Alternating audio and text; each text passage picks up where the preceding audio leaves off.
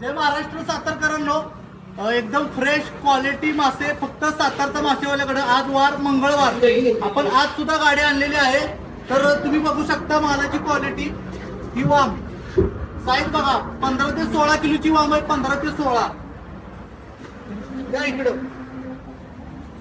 हे फ्रोज 500 रुपये किलो, फक्त सोलून साफ करून देणार तुम्हाला। 500 रुपये किलो।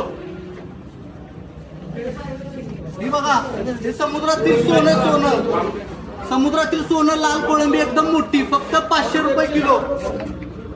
खापी पापलेट साईज बघू शकता, खापी पापलेट सुद्धा अवेलेबल आहे।